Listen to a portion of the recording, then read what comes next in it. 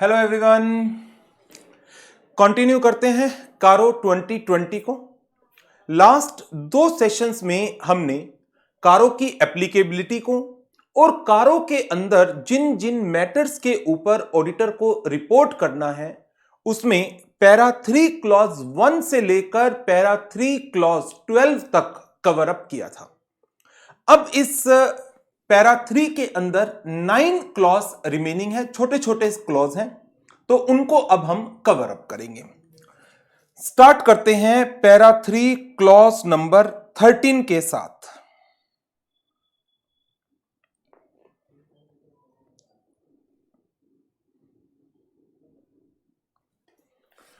Para 3 clause number 13 बात करता है ट्रांजैक्शंस विद रिलेटेड पार्टीज की।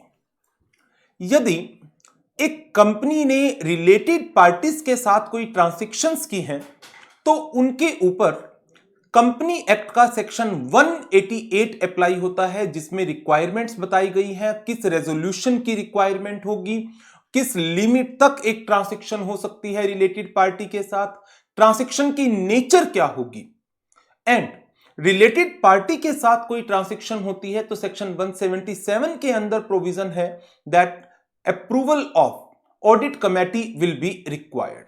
सो whenever a transaction has been entered into by a company with a related party, as a auditor we need to ensure whether the company has complied with the provisions as contained in section 177 and 188 of the Companies Act 2013, and at the same time auditor is required to report whether the disclosures as required by the applicable accounting standards they are given in the financial statements or not.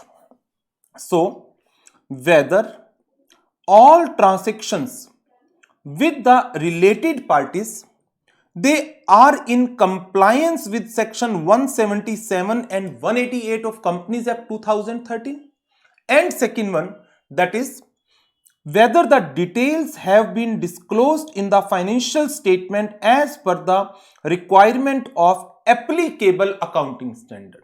Accounting standard में दो series है, एक accounting standard और दूसरे Ind AS. तो जिन companies पर Ind AS apply होते हैं तो इंड एएस के डिस्क्लोजर, जिन कंपनी पर एएस अप्लाई हो रहा है एएस का डिस्क्लोजर रिलेटेड पार्टीज का। पैरा 3 क्लॉज नंबर 14 बात करता है इंटरनल ऑडिट सिस्टम की। सेक्शन 138 के अंदर आपने पढ़ा था किन कंपनीज में इंटरनल ऑडिट सिस्टम का होना जरूरी है। कारो के अंदर स्टैट्यूटरी ऑडिटर को रिपोर्ट करना है क्या कंपनी के अंदर based upon the nature and size of the business internal audit system exist करता है या नहीं करता, और जो इंटरनल ऑडिटर की रिपोर्ट है क्या उन रिपोर्ट को स्टैट्यूटरी ऑडिटर ने कंसीडर किया या नहीं किया। डेफिनेटली स्टैट्यूटरी ऑडिटर कभी नहीं कहेगा मैंने कंसीडर नहीं किया, वो तो हमेशा यही कहेगा हां it has been considered. Whether the company has an internal audit system that is commensurate with the size and nature of its business, and whether the reports of the internal auditor for the period under audit were considered by the statutory auditor। क्या statutory auditor ने उनको consider किया है या नहीं किया। Para 3 clause 15 ये बात करता है non cash transactions with the director.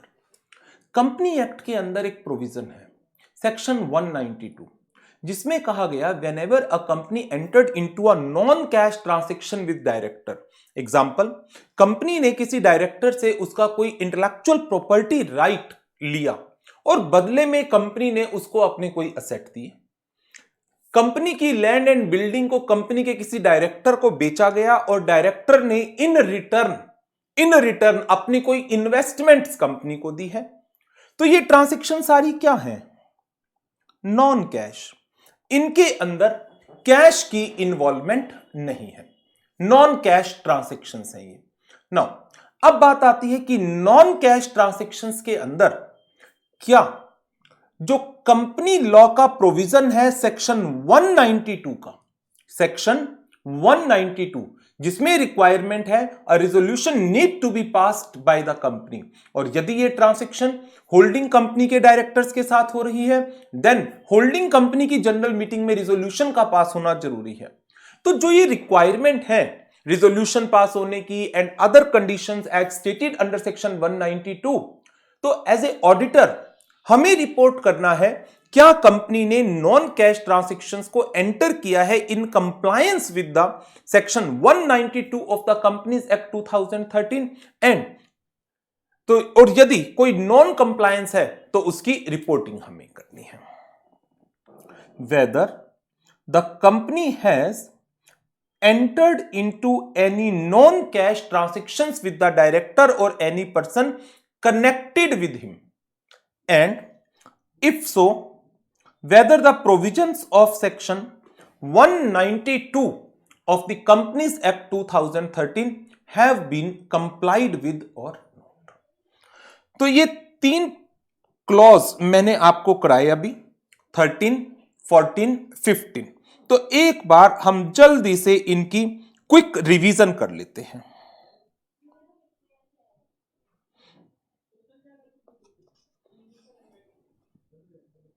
ग्यारह, 12 और clause number 13।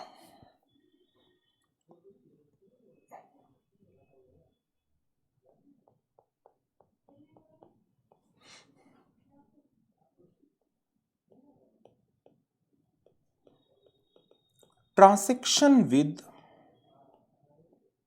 Related parties,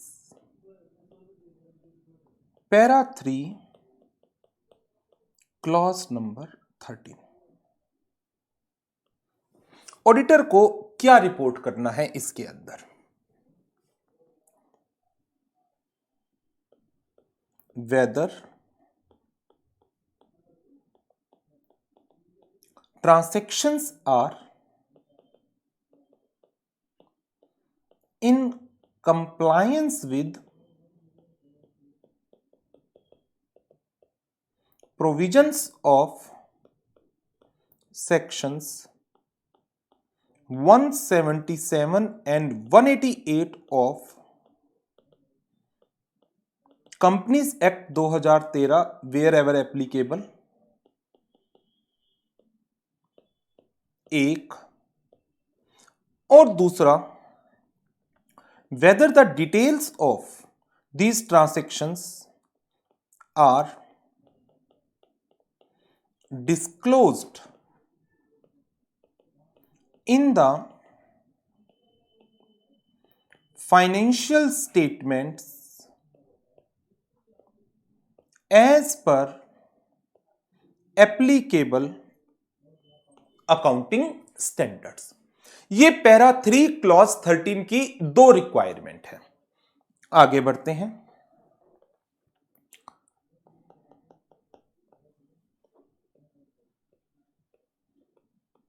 internal audit system, para 3 clause number 14। इसके अंदर ऑडिटर को क्या रिपोर्ट करना है? Weather internal audit system is commensurate with nature and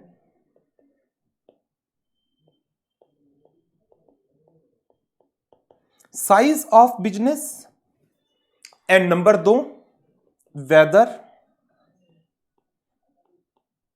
reports of internal auditors are considered by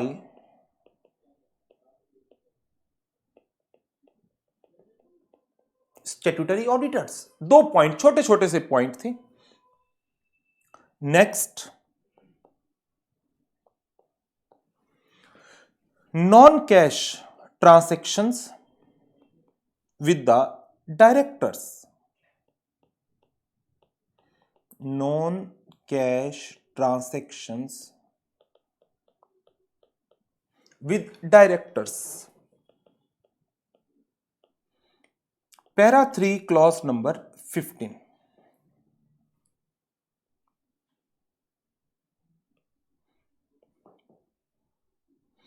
whether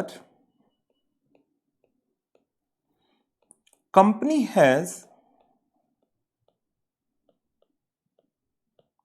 entered into any non-cash transaction with the directors or persons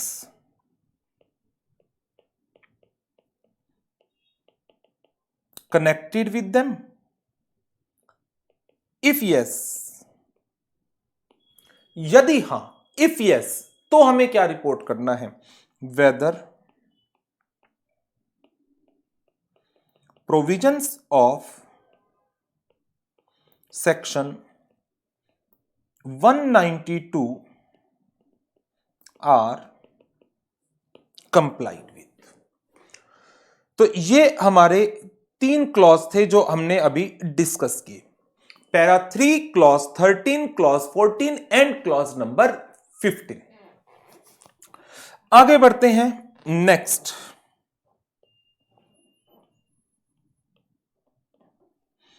clause number 16 के ऊपर। Clause number 16 बात करता है registration with RBI. पहले मैं आपको book में से करा देता हूं, फिर यहां पर आपको रिवीजन करा दूंगा क्लास नोट्स के अंदर। रजिस्ट्रेशन विद आरबीआई प्रोविजन है कि every NBFC, non banking finance company, जिसका प्रिंसिपल बिजनेस फाइनेंसिंग एक्टिविटी का होगा, वो आरबीआई से एक सर्टिफिकेट ऑफ रजिस्ट्रेशन लेगी। Without having a valid certificate of registration an NBFC can not carry the business of financing. और इसके लिए कुछ प्रोविजंस है। एक 50-50 नाम का टेस्ट होता है। जब आप सीए फाइनल में जाएंगे तो ऑडिट ऑफ एनबीएफसी का चैप्टर है जिसके अंदर ये 50-50 टेस्ट पढ़ेंगे। मैं थोड़ा सा ओवरव्यू दे देता हूं आपको। ये है क्या? कोई भी कंपनी जिसके टोटल असेट्स के 50% असेट्स फाइनेंशियल नेचर के हैं, जिसकी टोटल इनकम की 50% पार्ट फाइनेंशियल असेट से आती है, तो ऐसी कंपनी को हम कहेंगे कि ये कंपनी का प्रिंसिपल बिजनेस फाइनेंसिंग नेचर का है और ये एनबीएफसी की कैटेगरी में फॉल करती है। और क्योंकि ये एक एनबीएफसी है, without having a certificate of registration from the RBI, it can not carry the NBFC business. So as a auditor हमें रिपोर्ट करना है क्या कंपनी को आरबीआई से रजिस्ट्रेशन लेने की जरूरत है। यदि उसका प्रिंसिपल बिजनेस फाइनेंसिंग एक्टिविटी है तो उसको रजिस्ट्रेशन लेने की जरूरत है। क्या रजिस्ट्रेशन लिया गया है?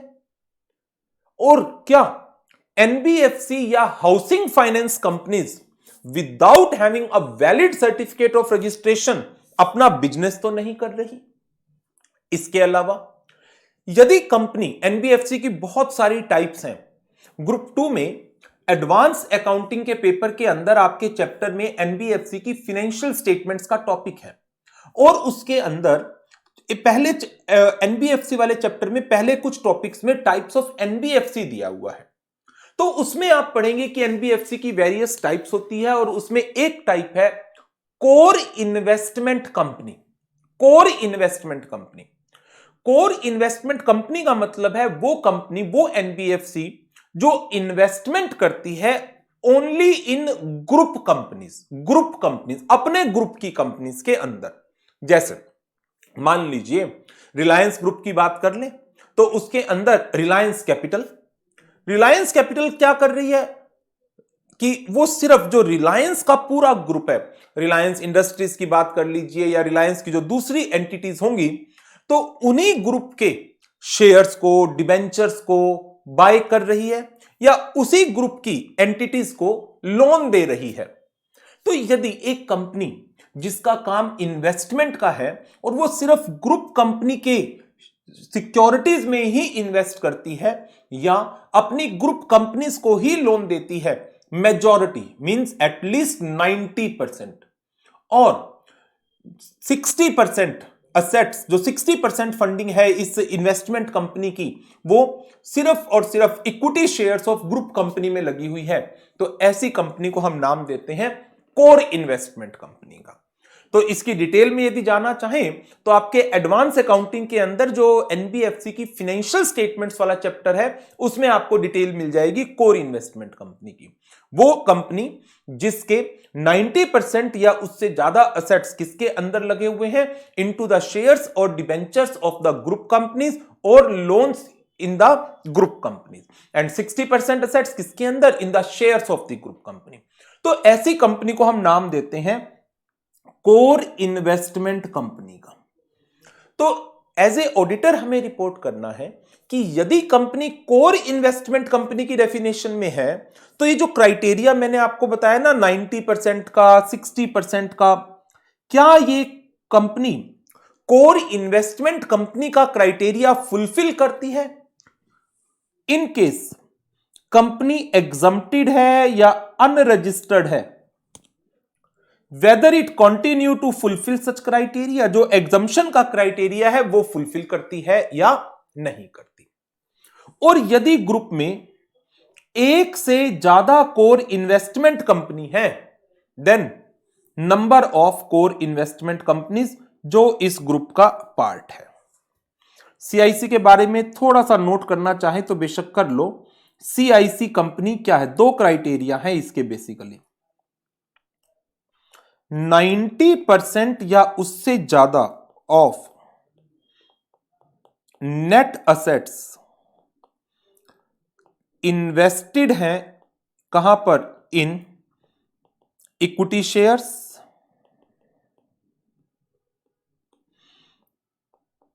प्रेफरेंस शेयर्स, बॉन्ड्स, डिबेंचर्स और loans of group companies, and 60% of net assets only in equity shares। तो इन्वेस्टमेंट कंपनी के नेट असेट का 60% ग्रुप कंपनी की इक्विटी शेयर में इन्वेस्टेड है, इन्वेस्टमेंट कंपनी के नेट असेट का 90% ग्रुप कंपनीज के shares equity, preference, debentures, bonds या लोन्स के अंदर यूटिलाइज्ड है।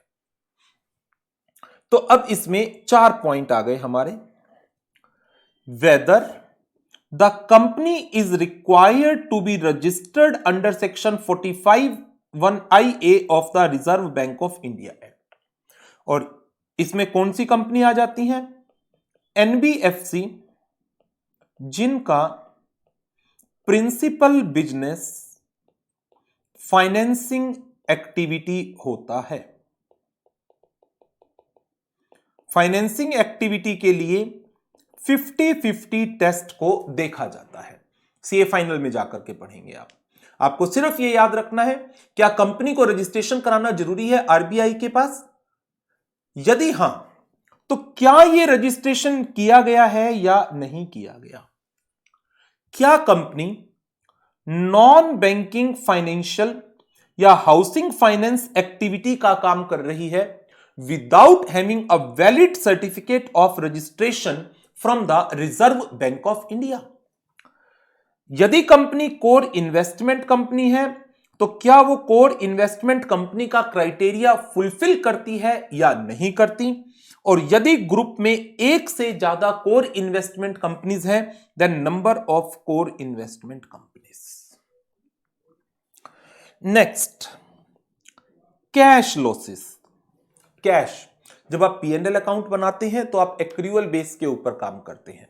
मैं बात कर रहा हूं कैश की। यदि आप डिफरेंस लेते हैं किसका, रिसीट एंड पेमेंट्स का। रिसीट एंड पेमेंट्स किस नेचर की, रेवेन्यू नेचर की। रेवेन्यू नेचर की रिसीट, रेवेन्यू नेचर की पेमेंट। तो यदि रेवेन्यू रिसीट्स में से रेवेन्यू पेमेंट को लेस किया जाता है तो क्या लॉस है? यदि है, रिपोर्ट करना है। किस ईयर का, current year as well as immediate preceding financial year. क्या कंपनी में कैश लॉस हुए हैं in the financial year and in immediate preceding financial year? यदि हां तो कैश लॉसेस का अमाउंट ऑडिटर को अपनी रिपोर्ट के अंदर बताना है। Next, para 3 clause number 18। क्या ड्यूरिंग द ईयर ऑडिटर ने रिजाइन किया है और उसकी जगह पर आप आए हो? यदि ऐसा है तो जो ऑडिटर रिजाइन करके गया है, आउटगोइंग ऑडिटर है, उसने कोई इशू रेज किया था, उसकी कोई ऑब्जेक्शन थी, उसने कोई कंसर्न रेज किए थे, जिसके बाद वो रिजाइन करके चला गया, तो क्या आपने एज ए ऑडिटर उन इश्यूज को, उन कंसर्न्स को, उन ऑब्जेक्शंस को कंसीडर किया है या नहीं किया? तो as a auditor, incoming auditor, हमें चेक करना है कि आउटगोइंग ऑडिटर रिजाइन कर गया था और रिजाइन करते वक्त वो रीजन देकर के गया, because the company is not cooperating, company is not providing the necessary information, company is not providing me access to the books of account, company is not cooperating, company is not providing me access to minute books, etc. जो भी उसकी objections थी, उन objections को, उन concerns को, उन issues को आपने कंसीडर किया या नहीं किया? डेफिनेटली आप लिखेंगे हाँ आपने कंसीडर किया। आप ये थोड़ी कहेंगे हाँ मैंने नहीं किया, मैं क्यों करूं। कारों के अंदर रिपोर्टिंग है तो डेफिनेटली आप कहेंगे हाँ मैंने कंसीडर किया है। तो ये हमारे 3 क्लॉज और थे, क्लॉज नंबर 16, 17 एंड 18। चलो अब इनकी एक रिटर्न फॉर्म में रिवीजन कर लेते हैं जल्दी से। Registration with RBI, para 3 clause number 16।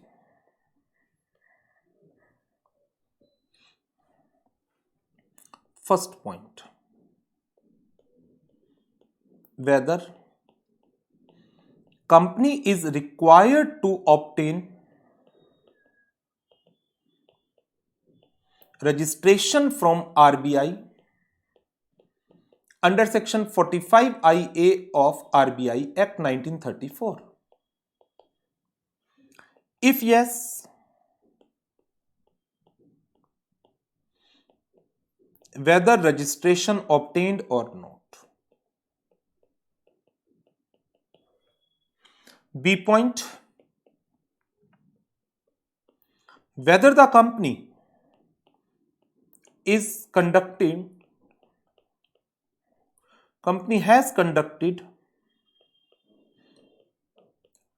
non-financial business or housing finance activity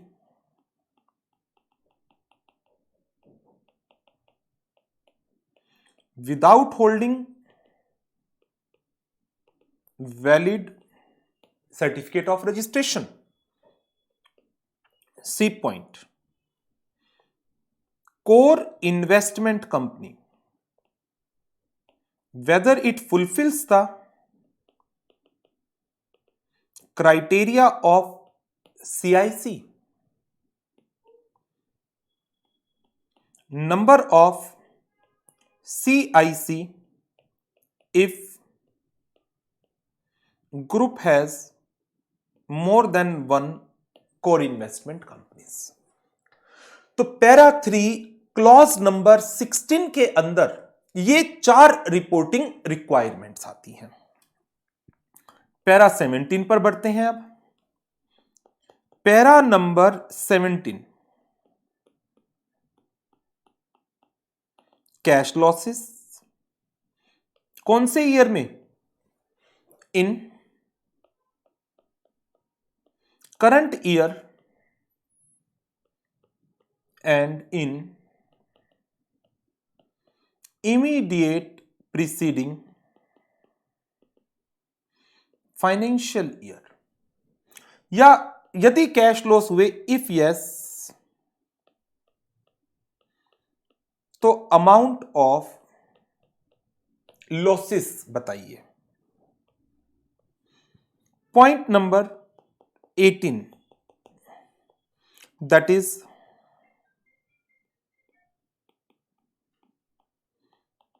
resignation of statutory auditor.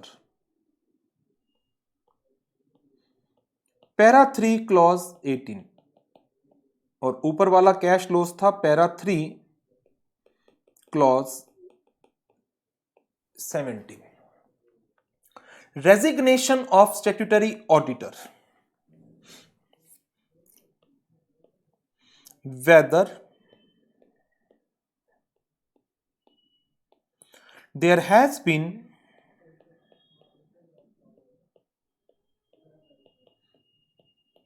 any resignation of statutory auditor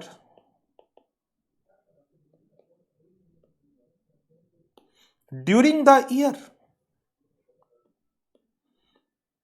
If yes, whether the auditor has considered the issues, objections or concerns raised by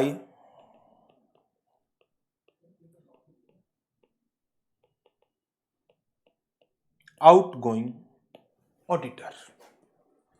तो ये para 3 clause number 18 के अंदर 3 point थे। अब मेरे पास बचते हैं in total 3 point. Para number 19,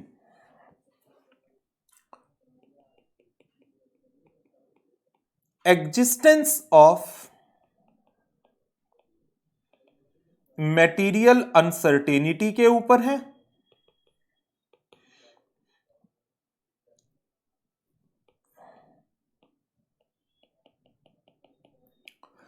transfer of unspent CSR amount के ऊपर है एंड क्वालिफिकेशन और reservation of auditor of subsidiaries और एसोसिएट कंपनीज इन देयर कारो रिपोर्ट।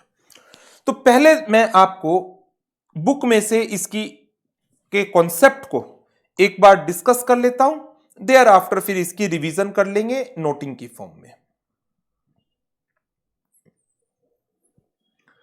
पैरा 3 क्लॉज नंबर 19, इसने कुछ पॉइंट्स दिए। इसने कहा क्या एज ए ऑडिटर आपको लगता है on the basis of financial ratio, एक point, on the basis of financial ratio, ageing, expected date of realization of financial assets and the payment of financial liabilities, third point, other information that accompanying the financial statement, fourth point, auditor's knowledge of the board and management plans, 5 point. Company की financial ratio के base पर ageing inventory की हो सकती है, debtor की हो सकती है, कुछ नहीं लिखा, सिर्फ एजिंग लिखा है। तो हम एजिंग डिफरेंट फाइनेंशियल मैटर्स की, debtors ageing up to 3 month old, 3 to 6 months old, 1 year old, 2 year old, inventory 3 month old, 6 month old. तो based upon financial ratios, ageing, कब आपको पैसा रियलाइज्ड होना है और कब आपकी पेमेंट होनी है, expected date of realisation of financial asset, debtor से पैसा कब आना है, payment of financial liabilities, creditors को पेमेंट कब करनी है, अदर इंफॉर्मेशन जो फाइनेंशियल स्टेटमेंट के साथ लगाई जाती है जैसे notes to accounts, management discussion and analysis, chairman speech etcetera, director report, तो उस इंफॉर्मेशन के बेसिस पर एंड ऑडिटर की knowledge about the directors and the management plans, in 5 चीजों के बेसिस पर क्या आपको लगता है कोई अनसर्टेनिटी एग्जिस्ट नहीं करती है on the date of audit report? किस चीज की? कि company is capable of meeting its liability that exists on the balance sheet date as and when fall due within a period of 1 year from the balance sheet date. Balance sheet date पर जितनी liabilities exist करती थी, company able है उन सारी liabilities को with in a period of 1 year fulfil करने के लिए। ध्यान आ रहे हैं? ऐसी कुछ चीजें पढ़ी हुई हैं पहले कहीं ऐसे 570 में। 1 ईयर के लिए मैनेजमेंट की ड्यूटी होती है टू चेक करना कि क्या कंपनी का गोइंग कंसर्न सरवाइव करेगा या नहीं करेगा, और ऑडिटर को भी यह चीज चेक करनी थी क्या whether management assessment of going concern is appropriate और नो। तो यहां पर वही चीजें लिखी गई 5 मेन बातों के ऊपर: financial ratios, ageing, expected date of realization of financial asset and expected date of payment of financial liabilities, other informations accompanying the financial statements, auditor's knowledge of management and board plans. क्या auditor is of the opinion कि कोई material uncertainty exist नहीं करती है audit report की date पर, that company is capable of meeting its liabilities that exist on the balance sheet date as and when fall due within a period of 1 year from the balance sheet date. Means यदि हम 31 मार्च 2020 की balance sheet के ऊपर reporting करेंगे तो as a auditor हमें check करना है कि इस डेट को 31 मार्च 2022 को जो लायबिलिटीज थी, कंपनी इस पूरे 1 साल में जैसे जैसे वो लायबिलिटी ड्यू होंगी, मान लीजिए किसी डिबेंचर की पेमेंट है, क्रेडिटर की पेमेंट है, प्रेफरेंस शेयर्स की रिडम्पशन है, जो भी लायबिलिटी एग्जिस्ट करेगी, कंपनी एबल है उन लायबिलिटीज को पे करने में। और आपको जिस दिन ऑडिट रिपोर्ट आप साइन कर रहे हैं उस दिन आपको नहीं लग रहा कि कंपनी की कोई अनसर्टेनिटी है, कंपनी इस लायबिलिटी को पे ऑफ नहीं कर पाएगी, तो आपको रिपोर्ट करना है। और आपको लगता है there is a uncertainty, company might not be able to fulfil its liabilities, company will not be able to pay or scare off its liabilities, in that case accordingly you need to report in the audit report. तो ये para 3 clause number 19 के अंदर बात कही गई है। Para 3 clause number 20, transfer of unspent CSR. Corporate and other law के अंदर आपने पढ़ा होगा सेक्शन 135 सबसेक्शन 5 में एंड 135 सबसेक्शन 6 के अंदर कि यदि एक कंपनी जो उसकी लायबिलिटी बनती है सीएसआर के अमाउंट को स्पेंड करने की 2% of the average net profit of preceding 3 years, यदि वो उस अमाउंट को खर्च नहीं कर पाती है, in that case company is required to transfer the unspent amount. Unspent amount को ट्रांसफर करना है in a fund that is specified in schedule number 7। कितने पीरियड के अंदर? Within 6 months from the end of the financial year. And second, यदि कोई ongoing project है CSR का, कॉर्पोरेट सोशल रिस्पॉन्सिबिलिटी का कोई ऑनगोइंग प्रोजेक्ट, जहां पर आपको पैसा 1 से ज्यादा ईयर्स के अंदर यूटिलाइज करना है, तो आपको परमिशन मिली हुई है ऑनगोइंग प्रोजेक्ट के केस में कि यदि आपने 1 ईयर की जो आपकी लायबिलिटी थी सीएसआर एक्सपेंडिचर की, उसको अभी खर्च नहीं किया, रीजन बीइंग आपका एक ऑनगोइंग प्रोजेक्ट है, जो आपका पैसा इस ईयर यूज होना था नहीं हो पाएगा, अगले साल यूज होगा, तो इस ईयर के क्लोज होने के विद इन 30 डेज आपको इस पैसे को ट्रांसफर करना होता है टू अ स्पेशल अकाउंट, और इसको यूटिलाइज करना होता है इसी ऑनगोइंग प्रोजेक्ट के लिए with in a period of 3 year. ये सारा आपने सेक्शन 135 में पढ़ा हुआ है कंपनीज एक्ट के अंदर। एज ए ऑडिटर मुझे क्या करना है? मुझे चेक करना है in respect of other than ongoing project, जो अनस्पेंट अमाउंट है क्या वो उन फंड में जो शेड्यूल 7 में स्पेसिफाइड है, स्पेसिफाइड पीरियड के अंदर ट्रांसफर हुआ या नहीं हुआ, और स्पेसिफाइड पीरियड है 6 महीने का। In case of ongoing project जितना अनस्पेंट अमाउंट है वो 30 डेज के अंदर स्पेशल अकाउंट में ट्रांसफर हुआ या नहीं हुआ। वेदर पढ़ते हैं इसमें को, in respect of other than ongoing project, company has transferred unspent amount to a fund specified in schedule 7 to the companies act within a period of 6 months of the expiry of financial year in compliance with the second proviso to section 135 subsection 5। और यदि ये ongoing project का है, जो ये अनस्पेंट amount है ये किसी ongoing प्रोजेक्ट का है, तो क्या आपने इसको स्पेशल अकाउंट में ट्रांसफर किया है या नहीं किया इन स्पेसिफाइड पीरियड, और स्पेसिफाइड पीरियड है 30 days from the end of the financial year. तो ये पैरा 3 क्लॉज 20 की रिपोर्टिंग है। नेक्स्ट एंड द लास्ट, ये बात करता है क्वालिफिकेशन और एडवर्स रिमार्क्स इन कारो रिपोर्ट्स ऑफ ग्रुप कंपनीज। जब हमने फर्स्ट सेशन कवर किया था कारो का एप्लीकेबिलिटी का, तो उसमें एक पॉइंट मैंने आपके साथ सबसे लास्ट में डिस्कस किया था, whether auditor is required to prepare a CARO report on the consolidated financial statements. जवाब था नहीं। कारो 2016 में कंसोलिडेटेड फाइनेंशियल स्टेटमेंट्स के ऊपर भी कारो की रिपोर्ट बनती थी, लेकिन कारो 2020 के अंदर सिर्फ और सिर्फ एक पॉइंट के ऊपर रिपोर्टिंग आनी है, और वो रिपोर्टिंग क्या है कि यदि मैं कंसोलिडेटेड फाइनेंशियल स्टेटमेंट्स का ऑडिटर हूं, कंसोलिडेटेड फाइनेंशियल स्टेटमेंट में holding, subsidiary, associates, joint venture, इन सब के फाइनेंशियल्स को एग्रीगेट किया गया है।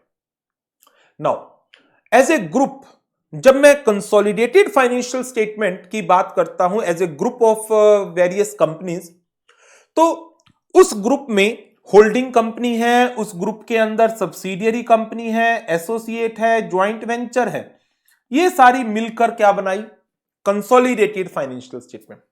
क्या इन सब की अपनी अलग अलग फाइनेंशियल स्टेटमेंट भी होंगी? बिल्कुल होंगी। क्या इन सब की फाइनेंशियल स्टेटमेंट्स की अलग अलग ऑडिट रिपोर्ट भी होगी? बिल्कुल होगी। क्या उन ऑडिट रिपोर्ट के ऊपर कारो की रिपोर्ट भी होगी? कारो एप्लीकेबल है तो डेफिनेटली होगी। तो as a auditor of consolidated financial statements मेरी क्या ड्यूटी बनती है, क्या होल्डिंग कंपनी की कारो की रिपोर्ट में, सब्सिडियरी कंपनी की कारो की रिपोर्ट में, एसोसिएट कंपनी की कारो की रिपोर्ट में, ज्वाइंट वेंचर की कारो की रिपोर्ट में, वेयर एवर एप्लीकेबल, जहां जहां कारो एप्लीकेबल है, क्या उनकी रिपोर्ट में कोई क्वालिफाइड या एडवर्स रिमार्क डाला गया है क्या? यदि हां, देन आपको उस कंपनी की डिटेल देनी है और कारो का पैरा नंबर बताना है जिसमें इन एंटिटीज के ऑडिटर ने क्वालिफिकेशन या एडवर्स रिमार्क डाला है। बस इतना सा। Whether there have been any qualification और adverse remarks by the respective auditors in the Caro report of the companies which are included in consolidated financial statements। तो consolidated financial statement में कौन कौन सी कंपनी के ऑडिटर, कौन कौन सी कंपनी की फाइनेंशियल स्टेटमेंट्स होंगी? Holding, subsidiary, associate, joint venture, इन सब की अपनी कारो की रिपोर्ट भी होंगी। तो क्या इन सबकी कारो की रिपोर्ट में इनके ऑडिटर ने कोई क्वालिफिकेशन या एडवर्स रिमार्क डाला है क्या? यदि हां, तो आपको उस कंपनी की डिटेल और उसका पैरा नंबर कारो की रिपोर्ट का जिसमें यह क्वालिफिकेशन या एडवर्स रिमार्क डाला है वो बताना पड़ेगा। तो यह था हमारा पैरा 3 क्लॉज नंबर 21। नाउ अब एक बार इनको रिवाइज कर लेते हैं नोटिंग की फॉर्म में। Now para number 3 clause number 19 ये क्या कहता है? Weather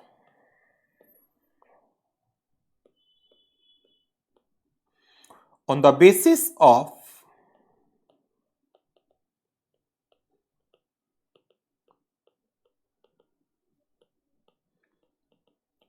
financial ratios, aging,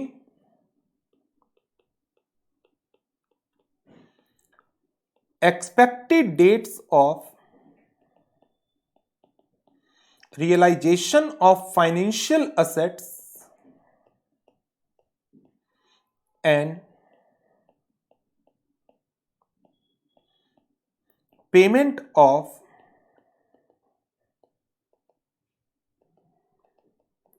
financial liabilities or other information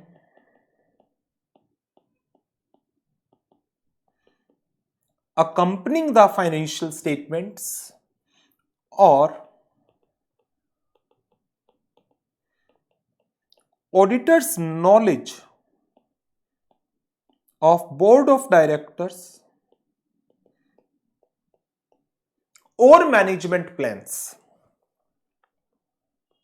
whether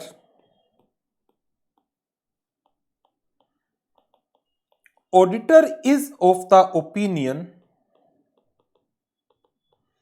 that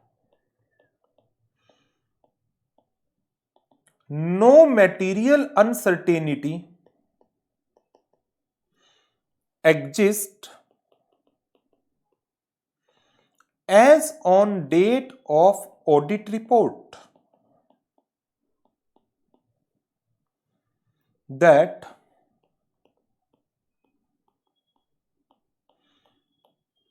company is capable of meeting its liabilities that exist on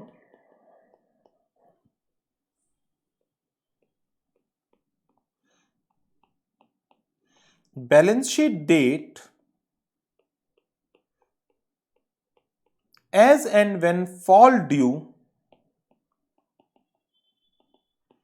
within a period of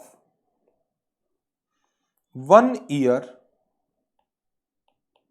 from balance sheet date.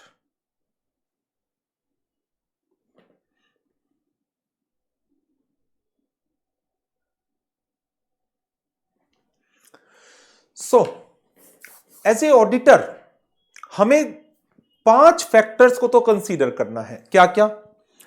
Financial ratio, ageing, expected date of realisation of financial assets and the payment of financial liabilities, other information accompanying the financial statement, auditor's knowledge of board of director and management plan। इन सब चीजों के base पर क्या हमारी opinion है कोई material uncertainty exist नहीं करती as on date of audit report in relation to company's capability of meeting its liability that exist on the balance sheet date as and when fall due within a period of 1 year from the balance sheet date। ये हो गया हमारा para number 19। अब बात कर लेते हैं 20 point की। ट्रांसफर ऑफ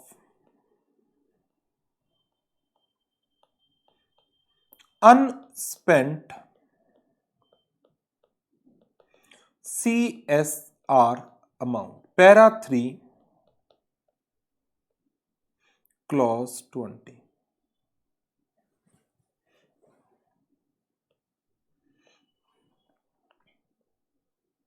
दो पॉइंट्स हैं इसके अंदर। Other than ongoing projects,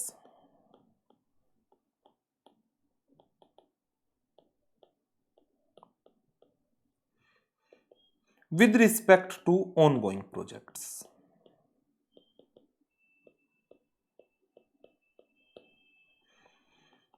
unspent amount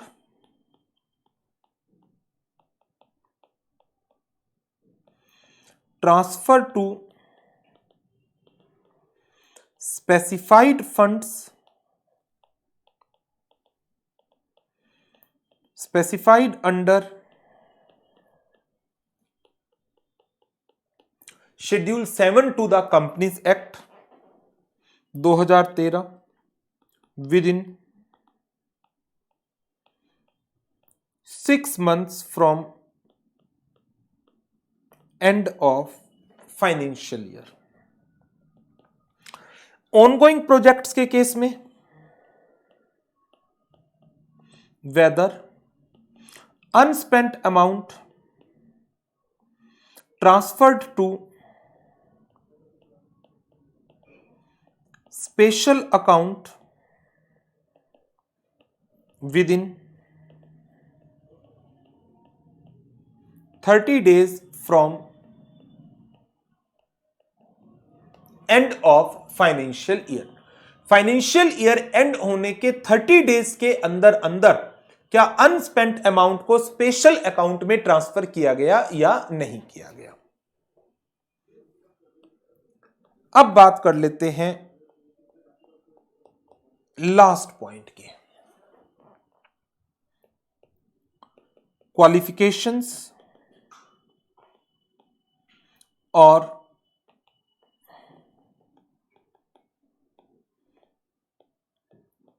adverse remarks in Caro reports of group companies. Para 3 clause 21.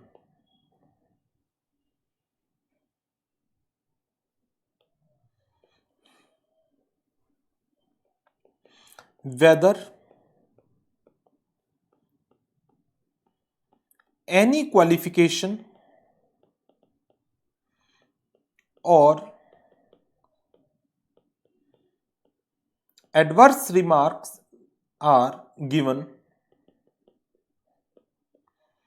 by auditors in Caro reports of companies of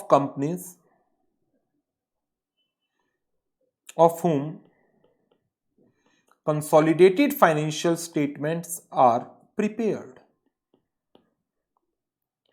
यदि हां ऐसा है तो if yes, details of such companies, कौन सी companies की कारो की report में ये क्वालिफिकेशन या एडवर्स रिमार्क डाला गया है, एंड पैरा नंबर ऑफ कारो रिपोर्ट, कारो की रिपोर्ट का कौन सा पैरा नंबर है, एंड क्वालिफिकेशन और एडवर्स रिमार्क।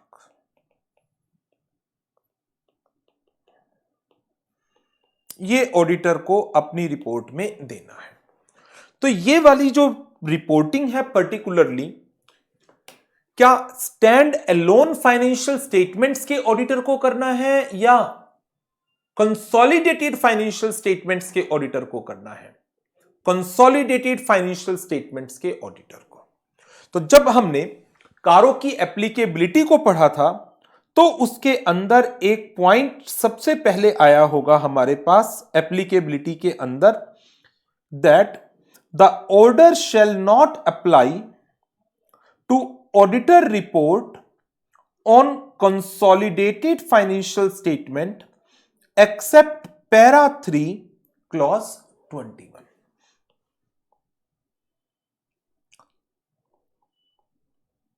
तो para 3 clause 21 consolidated financial statements की ऑडिट रिपोर्ट के रेफरेंस में आएगा और पैरा 3 क्लॉज 1 से लेकर para 3 clause 20 stand alone financial statements की ऑडिट रिपोर्ट के ऊपर आएगा। सो इसके साथ हमारा सेकेंड पार्ट जो था, the matters that are to be reported under the CARO report, वो हमने कवर अप किया। बुक में से भी हमने पूरा स्टडी कर लिया, इसके साथ हमने इंपॉर्टेंट पॉइंट्स को रिवाइज भी किया है नोटिंग की फॉर्म में। ठीक है, अब इसके अंदर एक पैरा 4 है और उसके अंदर ऐसा स्पेसिफिकली कुछ भी नहीं कहा गया, सिर्फ यह कहा गया कि यदि ऑडिटर ने अपनी रिपोर्ट में पैरा 3 के किसी मैटर के ऊपर नेगेटिव कमेंट दिए हैं, क्वालिफाइड रिमार्क्स दिए हैं, then auditor is required to state the reason. और यदि किसी पर्टिकुलर पैरा के अंदर auditor is not able to report, then he should also state that fact that he is unable to report on this matter। तो para number 4 ये क्या कहता है, where in the auditor report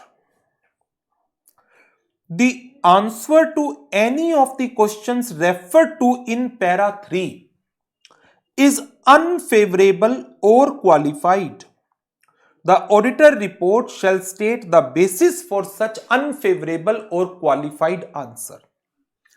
और यदि auditor किसी रीजन के कारण किसी भी मैटर पर अपनी ओपिनियन, अपना आंसर नहीं दे पा रहा है, auditor report shall indicate such fact together with the reason as to why it is not possible for him to give his opinion on the same.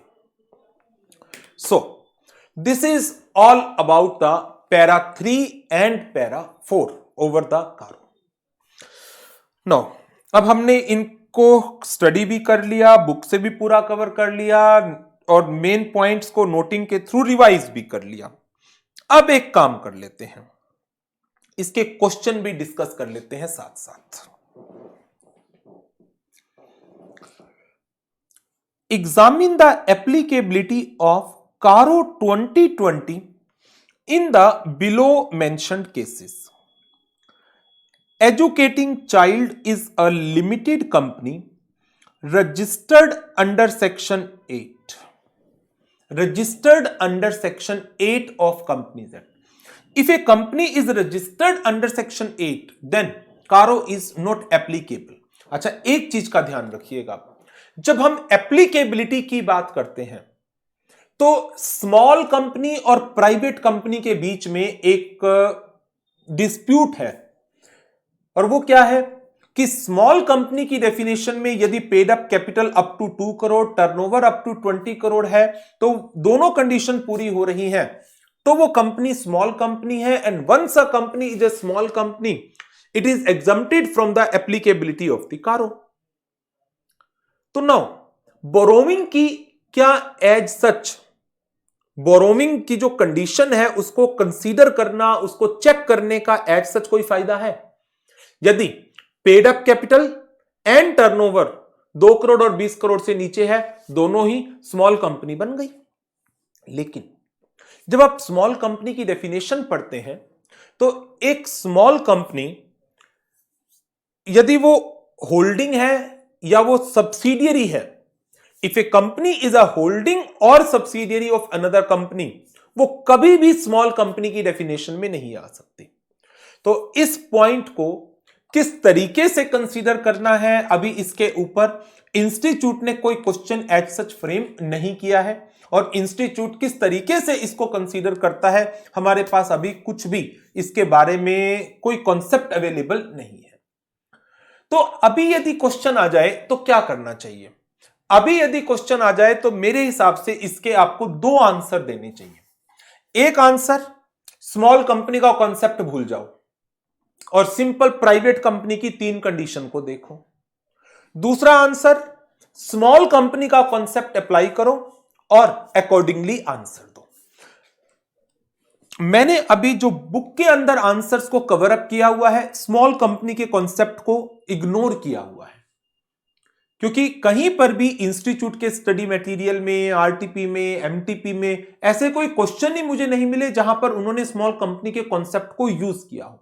But ये डेफिनेटली श्योर है आने वाले time में ये यूज होगा। अभी एकदम mind strike नहीं किया लोगों का कि अरे स्मॉल कंपनी का क्राइटेरिया चेंज हो गया। जब गवर्नमेंट का ही स्ट्राइक नहीं किया तो बाकियों का तो क्या करा होगा। तो जब ये चीज स्ट्राइक होगी, देन फिर मुझे लगता है कारो के ऑर्डर के अंदर जो एप्लीकेबिलिटी है वो अकॉर्डिंगली चेंज होगी। बट अभी एज सच कोई प्रोविजन हमारे पास इस तरीके का नहीं है। तो आपके पास दो ऑप्शन है, स्मॉल कंपनी के कॉन्सेप्ट को इग्नोर करके, स्मॉल कंपनी के कॉन्सेप्ट को कंसीडर करके। आशु प्राइवेट लिमिटेड, इसकी paid up capital and reserve 50 lakh है, 1 करोड़ से नीचे। कंपनी ने 70 लाख रुपए बोरो किए हैं फ्रॉम ए बैंक और financial institution independently. Turnover 9 crore है। क्या कारो एप्लीकेबल होगा? मैंने अभी यहां आंसर लिखा हुआ है एप्लीकेबल होगा। क्यों? पहली एजम्पशन पर मैंने स्मॉल कंपनी के कॉन्सेप्ट को अप्लाई नहीं किया, मैं भूल गया स्मॉल कंपनी के कॉन्सेप्ट को अप्लाई करना। पेड अप कैपिटल 1 करोड़ से नीचे है, टर्नओवर 10 करोड़ से नीचे है, लेकिन बोरोविंग ईच 70 लाख बैंक से, 70 लाख फाइनेंशियल इंस्टीट्यूशन से, 1 करोड़ 40 लाख। तीनों कंडीशन पूरी नहीं हो पा रही। Paid up capital reserve 1 crore से नीचे, टर्नओवर 10 करोड़ से नीचे, बोरोविंग 1 करोड़ से नीचे। तीनों कंडीशन पूरी नहीं हुई, बोरोविंग 1 करोड़ से ऊपर चली गई। रिजल्ट कारो एप्लीकेबल। बट इसका दूसरा आंसर जो मुझे ठीक लगता है वो आंसर होगा इसका not applicable, as Ashu private limited is a small company, is a small company. अच्छा, बट एक एस्पेक्ट है कि जब ये स्मॉल कंपनी नहीं होगी, मान लो आशु प्राइवेट लिमिटेड सब्सिडियरी हो किसी प्राइवेट कंपनी की,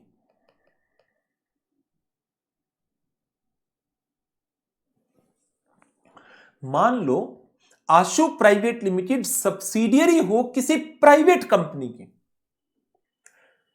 जब आप कारो की एप्लीकेबिलिटी को पढ़ते हैं तो कारो एप्लीकेबल होगा एक प्राइवेट कंपनी पर इफ इट इज होल्डिंग और subsidiary of a public company, यह वर्ड यूज किया गया है। लेकिन जब आप सेक्शन 2 क्लॉज 85 में स्मॉल कंपनी की डेफिनेशन को पढ़ते हैं तो वहां पर लिखा हुआ है how ever this criteria will not be applicable in case of holding और सब्सिडियरी कंपनी। होल्डिंग और सब्सिडियरी, वहां पब्लिक प्राइवेट लिख ही नहीं रखा। तो यदि आशु प्राइवेट लिमिटेड एक बार को मैं मान लूं सब्सिडियरी हो जाए प्राइवेट कंपनी की, सब्सिडियरी हो जाए प्राइवेट कंपनी की, या होल्डिंग हो जाए प्राइवेट कंपनी की, तो ये स्मॉल कंपनी हो नहीं सकती, स्मॉल कंपनी नहीं हो सकती। फिर मुझे 3 क्राइटेरिया देखने हैं और कारो की एप्लीकेबिलिटी आ जाएगी। अब आप कहोगे सर कंफ्यूजन है इस चीज के अंदर। डेफिनेटली है, मैं कब मना कर रहा हूं। मैं फिर आपको इसमें थोड़ा सा कुछ पॉइंट नोट करा देता हूं लास्ट में। जब हम सेक्शन 2 क्लॉज 85 की बात करते हैं,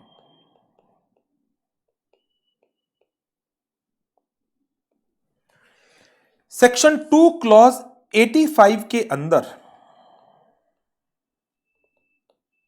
स्मॉल कंपनी की डेफिनेशन की जब बात की जाती है, मैं इसके लिए एक काम करता हूं, आपको इंस्टीट्यूट का स्टडी मटेरियल दिखाता हूं इंटर लॉ का।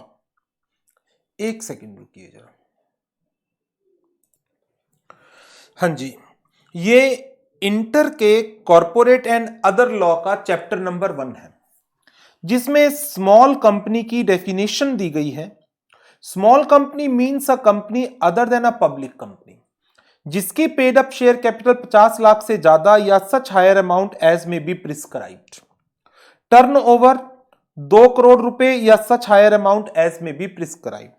कैपिटल 2 करोड़ प्रिस्क्राइब है, टर्नओवर 20 करोड़ प्रिस्क्राइब है। ये मैं ऑलरेडी बहुत बार आपके साथ डिस्कस कर चुका हूं।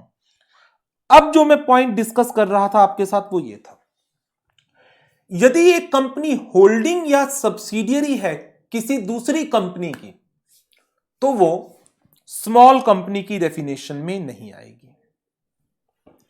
तो इसका मतलब यदि एक प्राइवेट कंपनी दूसरी प्राइवेट कंपनी की होल्डिंग या सब्सिडियरी है, देन वो स्मॉल कंपनी कभी बनी नहीं सकती। तो एज ए रिजल्ट हमारा जो कॉन्सेप्ट चल रहा था कि स्मॉल कंपनी की डेफिनेशन के लिए paid up capital less than और equal to 2 crore, turnover less than और equal to 20 crore, not a holding subsidiary section 8 company, ये स्मॉल कंपनी का पूरा क्राइटेरिया है। तो यदि एक प्राइवेट कंपनी होल्डिंग या सब्सिडियरी है of another private company, it is not a small company, तो ये स्मॉल कंपनी नहीं है। तो आपको कंडीशंस चेक करनी पड़ेंगी, conditions to be checked for applicability of CARO. लेकिन यदि एक प्राइवेट कंपनी होल्डिंग या सब्सिडियरी है किसकी, of another public company, then ये एक स्मॉल कंपनी तब भी नहीं होगी, लेकिन कारो हमेशा एप्लीकेबल होगा। क्यों? कारो के ऑर्डर में लिखा हुआ है, कारो के ऑर्डर में यह बात लिखी गई है। तो अब मैं आपको जो क्वेश्चन करा रहा था, उस क्वेश्चन के अंदर यदि हम आशु प्राइवेट लिमिटेड को मान लेते हैं, अजम्पशन ले रहा हूं मैं कि किसी दूसरी प्राइवेट कंपनी की होल्डिंग सब्सिडियरी है, देन फिर तो यह स्मॉल कंपनी नहीं है और यह आंसर ठीक है। लेकिन यदि आशु प्राइवेट लिमिटेड ना होल्डिंग है ना सब्सिडियरी है, देन इसका आंसर आएगा ये। तो ये हमारा पहला क्वेश्चन था। आगे, reporting requirement with respect to physical verification of property plant equipment, para 3 clause number 1, company has dispensed with the practice of taking inventory of their inventories at the year end, as in their opinion this exercise is redundant। Company ने physical verification के aspect को ignore किया, कहा यह redundant है, time consuming है, normal functioning में intrusion होगा। बताइए रिपोर्टिंग रिक्वायरमेंट्स क्या है इन्वेंट्री की, para 3 clause number 2। No cost accounting records are maintained though the company is required to maintain the same। तो यदि कंपनी को कॉस्ट रिकॉर्ड्स बनाने हैं, in that case maintenance requirement है under section 148 subsection 1 of the companies act 2013, then under the provisions of CARO 2020 auditor is required to report whether the records are being made and maintained। ये उसका answer आ जाएगा।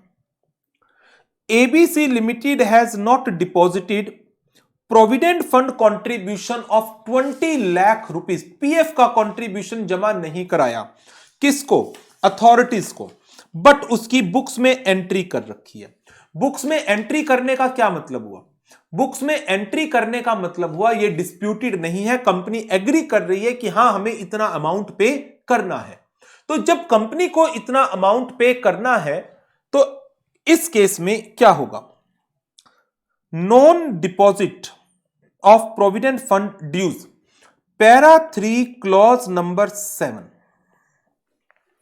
Para 3 clause number 7 apply हो जाएगा, जो ये कहता है कि डिस्प्यूटेड स्टैट्यूटरी ड्यूज है तो आपको nature of dispute, amount of dispute, forum where dispute is pending ये बताना होता है, but it is a statutory due that is not disputed. तो आपको बताना है क्या company is regular in depositing the statutory dues with the authorities, and if not what is the outstanding amount as on the balance sheet date for a period more than 6 months।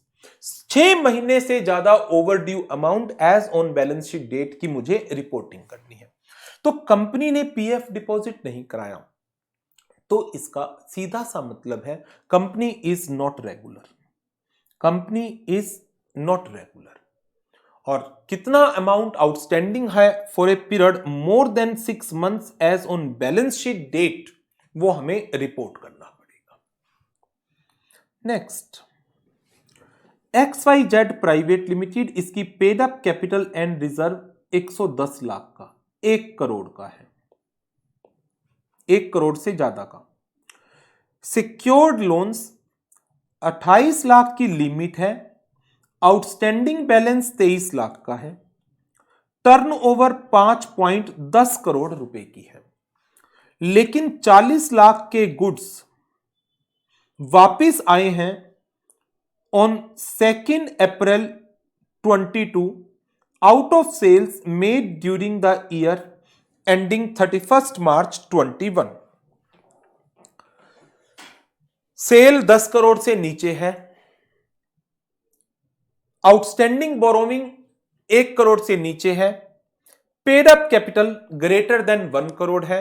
यदि मैं small company के concept को ignore करता हूं then कारो applicable है, लेकिन जैसे ही मैं स्मॉल कंपनी का कॉन्सेप्ट लगाता हूं कि ये कंपनी एक स्मॉल कंपनी की कैटेगरी के अंदर जा रही है बिकॉज इसका पेड अप कैपिटल 2 करोड़ रुपए से नीचे का है, as a result this company is exempted from the applicability of CARO and accordingly ये आंसर चेंज होगा। It needs to be changed. यदि स्मॉल कंपनी का कॉन्सेप्ट लगाया जाता है तो, यदि स्मॉल कंपनी का कॉन्सेप्ट नहीं लगाते तो paid up capital and reserve का एग्रीगेट 1 करोड़ से ऊपर है एंड हेंस कारो इज एप्लीकेबल। किन कंपनीज पर कारो एप्लीकेबल है, कौन सी कंपनीज कवर नहीं होती हैं? थ्योरेटिकल क्वेश्चन है, नवंबर 11, नवंबर 14, नवंबर 16। तो पहले आंसर पुराने कारो की अकॉर्डिंग होता था, अब नए कारो की अकॉर्डिंग दोगे आप। स्टैट्यूटरी ड्यूज की reporting, para 3 clause 7। Repayment of loan और borrowing, para 3 clause number 9। Default in repayment of loan और बोरोविंग की reporting, para 3 clause 9। Fraud, para 3 clause number 11 की रिपोर्टिंग। डायरेक्ट थ्योरेटिकल क्वेश्चन है अब आगे। Private placement, utilisation of IPO and FPO, para 3 clause 10।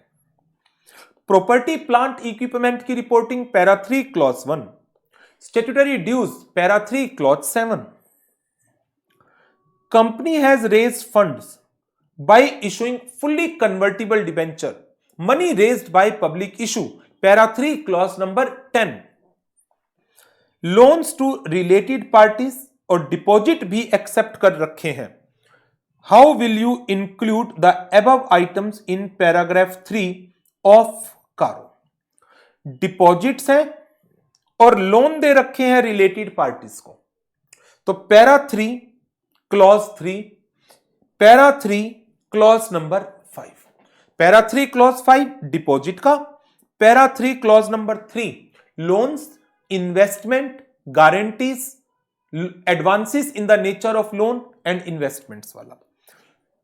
तो para 3 clause 3 and para 3 clause 5 की reporting. Provision of CARO is not applicable to ABC private limited, subsidiary of XYZ limited. Public company की subsidiary है private company, क्या limit देखने की जरूरत है? जवाब होगा लिमिट देखने की जरूरत नहीं है, कारो एप्लीकेबल होगा हमेशा। ABC private is a subsidiary of public company and hence not exempt from कारो। बेशक ये कंडीशन सेटिस्फाइड कर रही होगी। लो जी, ये कारो के क्वेश्चंस भी हमने डिस्कस कर लिए।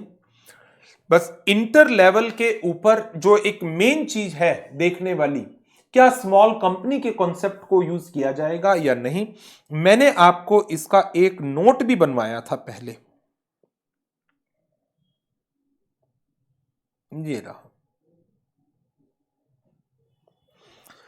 कंपनी पब्लिक है, कारो हमेशा एप्लीकेबल होगा। कंपनी प्राइवेट है और ये पब्लिक कंपनी की होल्डिंग सब्सिडियरी है, देन कारो एप्लीकेबल होगा।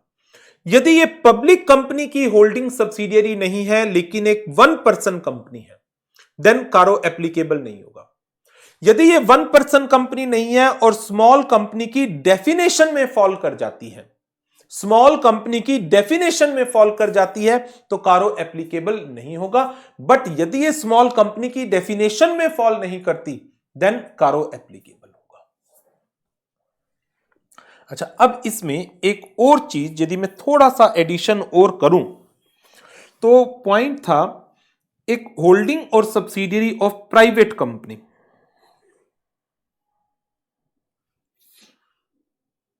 Not a small company, small company. यहीं पर एक पॉइंट और ऐड कर लो, एंड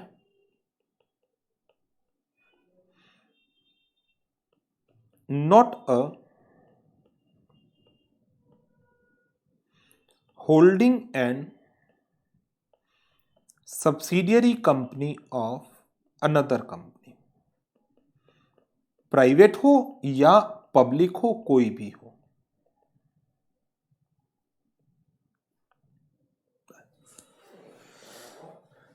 सेक्शन 2 क्लॉज 85 में प्राइवेट पब्लिक दोनों में कोई वर्ड नहीं लिखा हुआ, तो वहां पर प्राइवेट पब्लिक होल्डिंग सब्सिडियरी दोनों के लिए चलता है, तो इसलिए ये एक एडिशन और कर लो इस चार्ट के अंदर।